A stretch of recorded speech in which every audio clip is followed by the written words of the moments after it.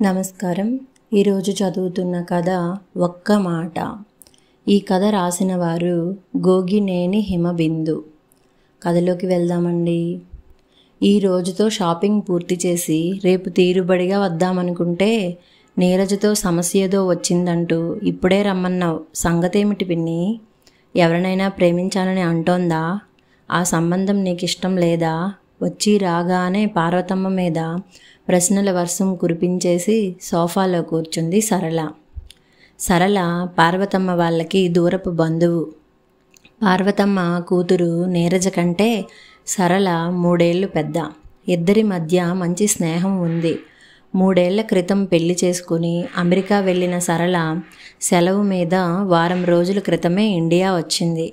పార్వతమ్మ అక్కడే కూర్చుని ఉన్న నీరజ వైపు నిష్ఠూరంగా చూసి, నీ చెల్లెలి ప్రేమంతా అమెరికా మీదే. ఆ పిచ్చితో ఇక్కడ వచ్చిన మంచి సంబంధాన్ని కాదంటోంది అంది నిట్టూరుస్తూ. అలా చెబితే నాకెలా అర్థమవుతుంది పిన్ని? వివరంగా చెప్పు అడిగింది సరళ. ఎదురుగానే ఉందిగా, నీ చెల్లెల్నే అడుగు అని పార్వతమ్మ అంటుంటే నీరజ మధ్యలోనే అడ్డం వచ్చి, అర్జెంటుగా రమ్మని పిలిచిన దానివి నువ్వే చెప్పచ్చుగా అంది కొంచెం కోపంగా. సరళ చిన్నగా నవ్వింది. బావుంది, మీరిద్దరూ వాదులాడుకుంటూ నన్ను సస్పెన్స్లో పెడుతున్నారు. ముందు నువ్వు చెప్పు పిన్ని, సంగతేమిటో అంది పార్వతమ్మ వైపు చూస్తూ. పార్వతమ్మ మళ్ళీ గట్టిగా నిట్టూర్చింది. మా తమ్ముడు శంకరం ట్రాన్స్ఫర్ అయి వచ్చి ఇప్పుడు ఈ ఊళ్ళోనే ఉంటున్నాడు. మేం మొన్న వాళ్ళ ఇంటికి వెళ్ళినప్పుడు మా మరదలు తరపు బంధువులు ఈ ఊళ్ళో ఎవరింటికో పెళ్ళికని వచ్చి వీళ్ళని చూసిపోదామని వచ్చారు. వాళ్ళకి వాళ్ళ అబ్బాయి కిషోర్కి మన నీరజ నచ్చిందని చెప్పి సంబంధం కలుపుకోవటానికి ఇష్టపడ్డారు. మా మరదలకి వాళ్ళ కుటుంబం బాగా తెలుసు. మంచి వాళ్ళని చెప్పింది. ఈడు జోడుగా ఉన్నాడు, అన్ని విషయాలు బాగున్నాయని, నీరజకు సంబంధాలు చూస్తున్నాం కదా అనే ఉద్దేశంతో మా తమ్ముడు వాళ్ళని సాంప్రదాయంగా పెళ్లి చూపులకి ఈరోజు మన ఇంటికి రమ్మని చెప్పేశాడు. నీరజేమో వీల్లేదంటోంది. ముందు మనమే రమ్మని పిలిచాక మళ్ళీ రావద్దని చెప్పడం ఏం బాగుంటుంది? అంతగా అయితే వాళ్ళు వచ్చి వెళ్ళాక ఏదో కారణం చెప్పి కాదనుకోవచ్చులే అని చెబుతున్నా వినిపించుకోవటం లేదు. నాకేం చేయాలో తోచక నీకు ఫోన్ చేశాను. అన్ని విషయాలు బాగున్నప్పుడు నీరజెందుకు అభ్యంతరం? ఆశ్చర్యంగా అడిగింది సరళ. ఏం చెప్పమంటావులే, తన ఫ్రెండ్స్ అంతా అమెరికా వెళ్ళిపోతున్నారని దీనికి అదే కోరిక. అందుకే నేను అక్కడి సంబంధాలే చూస్తున్నాను.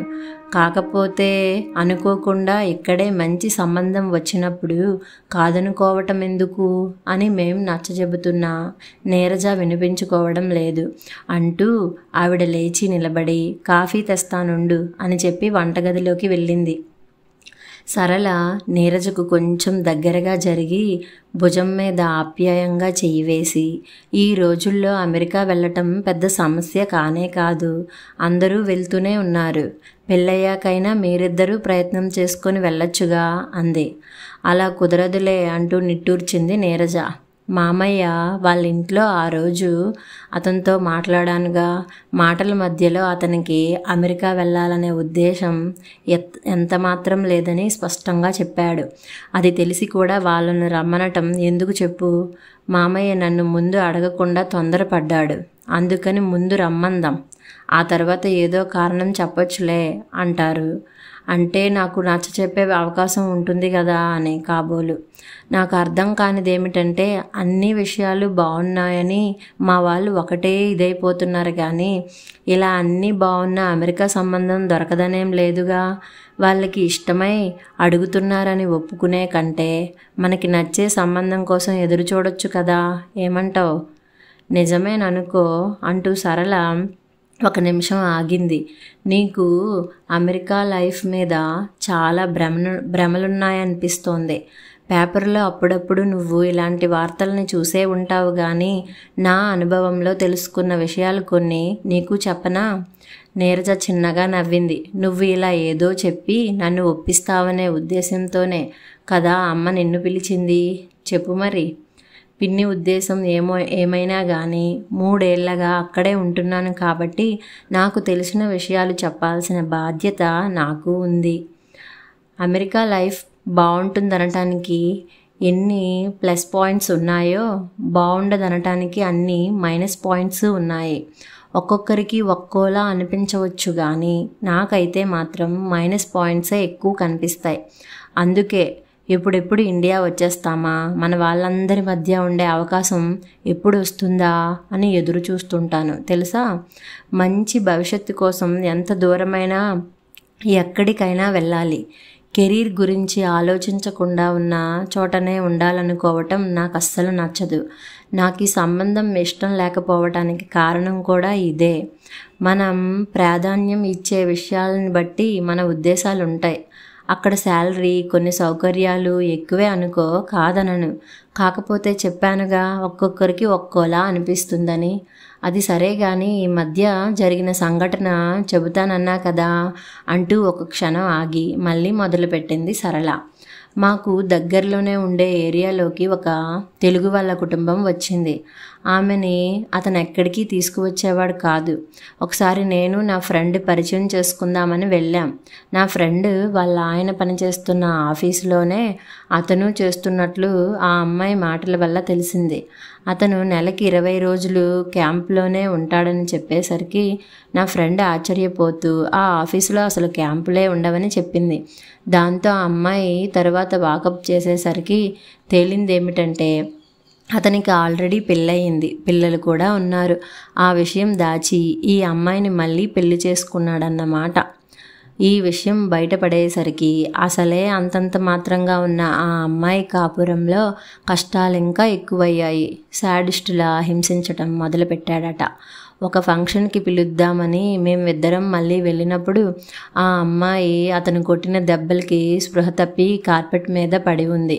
తర్వాత మేం అందరం ఎలాగో కష్టపడి ఆ అమ్మాయిని ఇండియా పంపించే ఏర్పాట్లు చేశాం.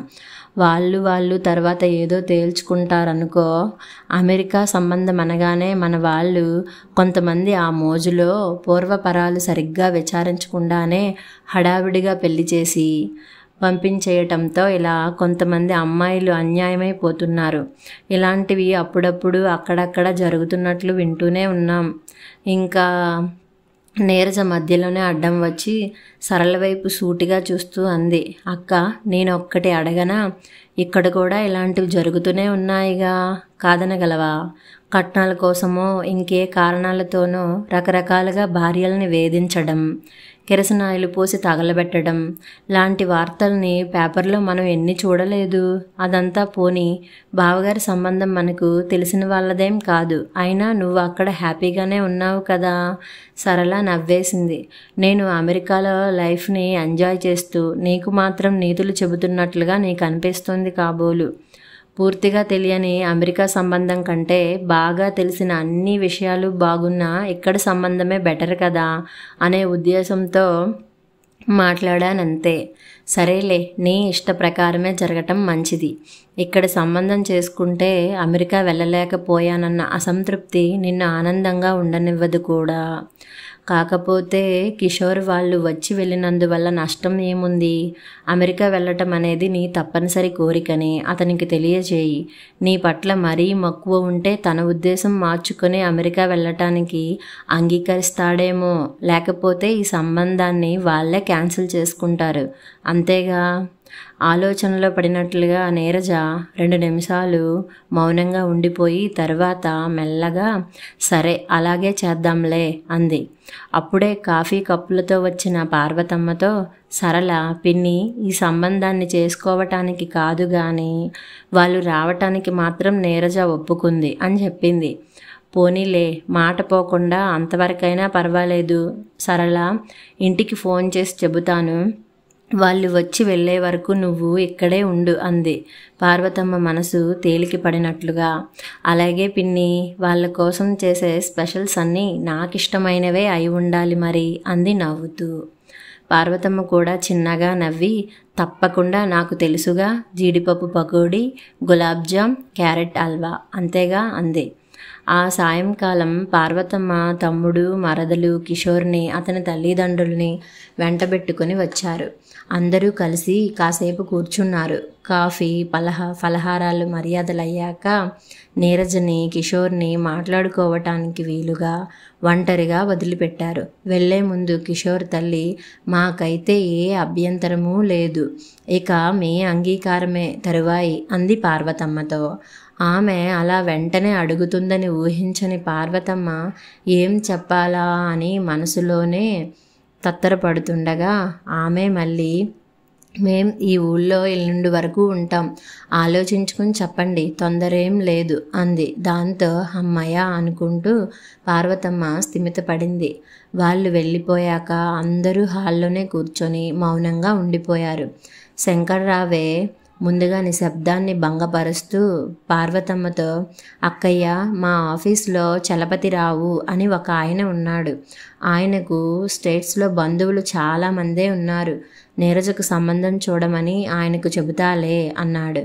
పార్వతమ్మ అలాగే అన్నట్లుగా తలూపి సరళ వైపు చూస్తూ, అక్కడికి వెళ్ళాక నువ్వు చూడవే అంది.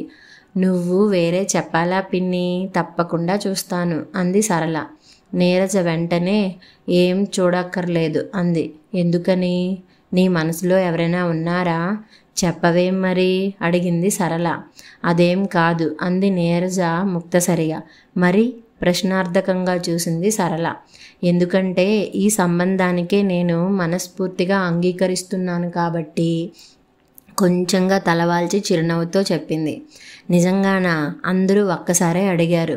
నీరజ అవునన్నట్లుగా తలూపింది. ఓహో అంటూ సరళ పెద్దగా నవ్వింది. అయితే నా కౌన్సిలింగ్ బాగానే పనిచేసిందన్నమాట. అమెరికా లైఫ్కి మైనస్ పాయింట్సే ఎక్కువని నీకు అనిపించింది కదూ? అదే కాదన్నట్లుగా నీరజ తలూపింది. ఓ అర్థమైందిలే, అతనే మనసు మార్చుకొని అమెరికా వెళ్ళటానికి అంగీకరించాడన్నమాట. అది కాదన్నట్లుగా తలూపేసరికి కొంచెం అసహనంగా, సస్పెన్స్లో పెట్టకే, అసలు విషయం చెప్పవే బాబు తొందరగా అంది సరళ. చిరునవ్వుతో నీరజ చెప్పుకొచ్చింది.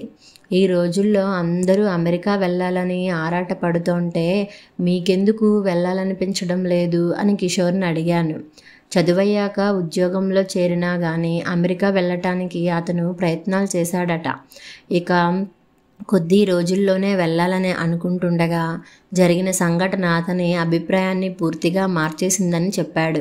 వాళ్ళ నాన్నగారికి హార్ట్అటాక్ వస్తే హాస్పిటల్లో చేర్పించారట. 2-3 రోజుల్లోనే ఆపరేషన్ చేయాలని చెప్పేసరికి వాళ్ళ అమ్మగారు కిషోర్కి ఫోన్ చేసి తమ సొంత ఊరికి వెళ్ళి కౌలు ఇవ్వాల్సిన రైతుల దగ్గర నుండి డబ్బు వసూలు చేసి తీసుకురమ్మని పురమాయించారట. కిషోర్కేమో తండ్రిని వెంటనే చూడాలనిపించటంతో ఊరికి వెళ్లకుండా డబ్బు ఏర్పాటు పని ఫ్రెండ్స్కు అప్పచెప్పి వచ్చేశాడట.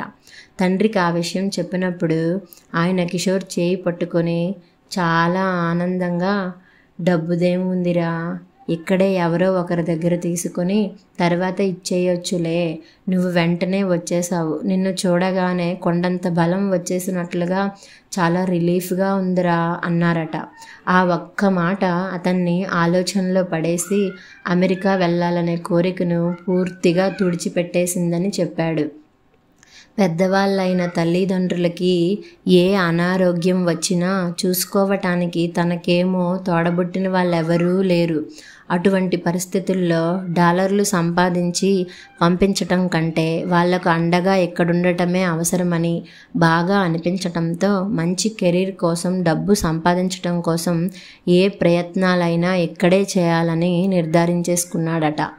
ఇదంతా చెప్పాక అతను ఇంకొక మాట అన్నాడు.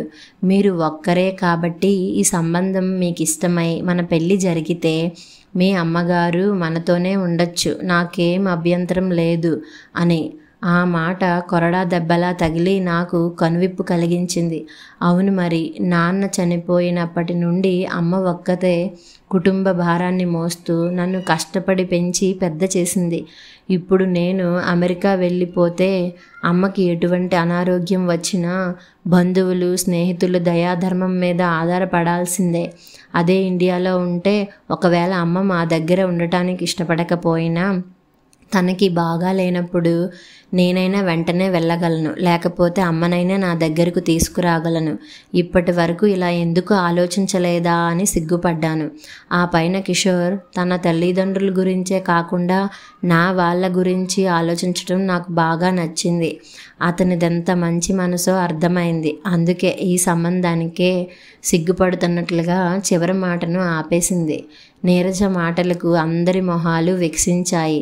సరళ నీరజ చేయి పట్టుకొని ఉత్సాహంగా ఊపేస్తూ, అందరూ చేస్తున్నారని కాకుండా మన పరిస్థితులను బట్టి మనకేది మంచిదో ఆలోచించుకుని నిర్ణయించుకోవాలి. ఏమైనా కానీ చివరకు మంచి నిర్ణయం తీసుకున్నావు, కంగ్రాట్స్ అంది నవ్వు మొహంతో. పార్వతమ్మ కళ్ళు ఆనందంతో చెమర్చాయి. తల్లి మొహంలోని సంతృప్తిని, ఆనందాన్ని గమనించిన నీరజ తను తీసుకున్న నిర్ణయం సరైనదేననుకుంటూ తృప్తిగా లోపలికి నడిచింది. కథ సమాప్తం.